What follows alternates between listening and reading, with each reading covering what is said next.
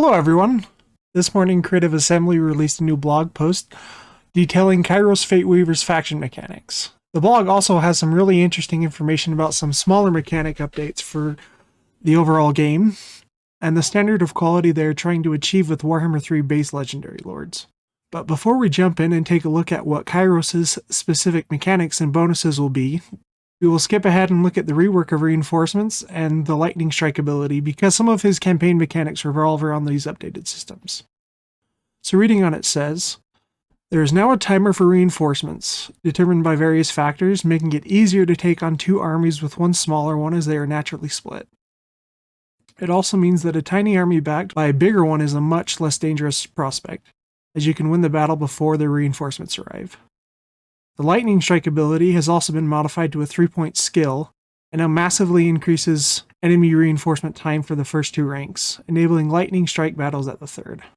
Finally, if you're the one with reinforcements on the way, you can move the reinforcement marker on the map to a place of your choosing, at the cost of extra time until the reinforcements arrive.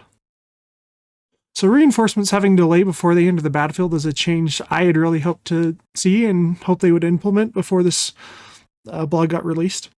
Hopefully it makes having mid-sized armies a little bit more viable instead of just doom stacks, since battles can now be won before reinforcements come in. I'm really happy to see some changes to the lightning strike ability, because it was pretty much a required skill on the harder difficulties, because the AI could afford so many more armies than you as the player could, and it tends to just suck the fun out of things since you mostly avoid battles where you're outnumbered. And it tends to suck the fun out of things since you can mostly avoid battles where you would be way outnumbered once you have it. Giving control of where your reinforcements arrive is a huge quality of life improvement.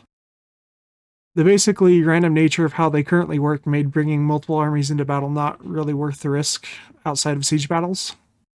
Oh, and hopefully we will also see a change where you can choose which units arrive first, so it's not so easy to destroy AR armies as they enter the battle, and you can have your more useful units arrive first, like cavalry or ranged units. Those important gameplay mechanics covered, let's take a look at Kairos Fateweaver. Take into consideration that all these numbers are subject to change, and we may see some differences at launch. Looking at his faction effects, he will increase enemy reinforcement time prediction accuracy, which I assume means that he basically doubles the delay for any enemy reinforcements.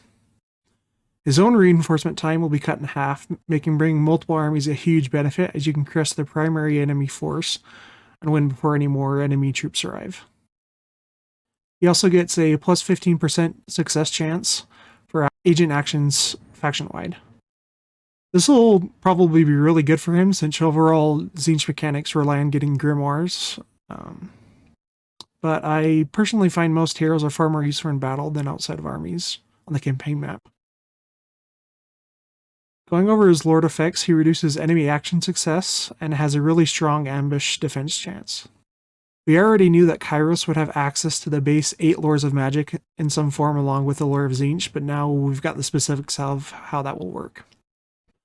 This is done through skill points placed in a unique row from level 11 onwards. There are no prerequisites, meaning you can choose which lores to take without caveats. Each base lore has its own fragment of power that can be equipped by Kairos once he has unlocked that skill. A second point can be put into each skill to decrease cooldowns and costs, as well as unlock the passive effect while casting for each lore when that item is equipped. These go into Kairos' arcane item slot. Each item will disable 2 spells from the Lore of Tzeentch and enable 2 spells from the Chosen Lore, along with their overcast variants. So basically every one of the magic lores will be an item that you can equip onto Kairos once you have unlocked it in his skill tree and can change it at any times afterwards. It is a little disappointing though to see that the spells from each lore will replace some Lores of Tzeentch spells on his casting wheel. I would have personally preferred if he had kept access to his entire normal Lore of Magic and then got a little sidebar with the additional spells from the lore that he chooses. This is all hands-off assumptions though, so I will hold final judgment until I actually get to play the game. I won't cover the specifics of each spell that he gains or loses, but I will leave a link to this blog post in the description if you would like to sort through them all yourself. And back at the start, they teased a little bit about the campaign map, giving us a relatively good idea for what Kairos' start position will look like, but no concrete details yet. I'm really excited and a little bit anxious to see the campaign map reveal. I'm excited because once we see how big the map is and what the boundaries are, that's going to give us lots of information as to what the possible DLC and Legendary Lords could be. It's pretty unlikely that we will see the grand combined campaign map for Mortal Empires before launch, but I'm anxious to see if the Game 3 map is significantly warped or just the size of any continents like Warhammer 2 did in the Mortal Empires campaign.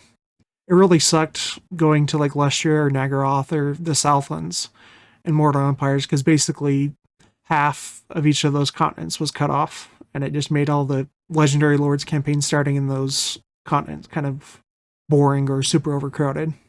And then jumping back to the very start, it says Warhammer 3's launch Legendary Lords lay somewhere between Warhammer 2's launch Lords and our later DLC Lords in terms of complexity and unique elements. There's a lot going on in Warhammer 3 with the standard campaign mechanics, the uniqueness of the new factions and their campaign mechanics, many of which we haven't told you about yet. However, we do want these launch lords to feel interesting and powerful, even once we've blown the doors off with their DLC and FLC lords and their weird and wonderful capabilities. This is really good to hear, because honestly the base game lords in my opinion tend to be pretty lackluster, especially when it comes to replay value. They don't have unique mechanics for their faction that set them apart. And it's sad because these are usually, if not always, the most important and well-known characters from tabletop for whatever faction they come from.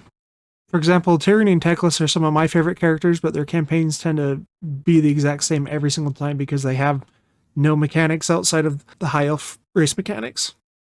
So while it's great that Warhammer 3's Legendary Lords are all going to have unique starts and faction mechanics, I really hope that Creative Assembly revisits a lot of the Warhammer 1 and Warhammer 2 base lords in the future with DLCs or faction updates to make them feel more unique and special. I will be covering any Warhammer 3 news that is released, but I am also working on some more High Elf lore videos in the meantime.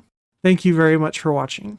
If you enjoyed my overview, please leave this video a like and subscribe to the channel for more content. I'm Fohammer, and have a great day.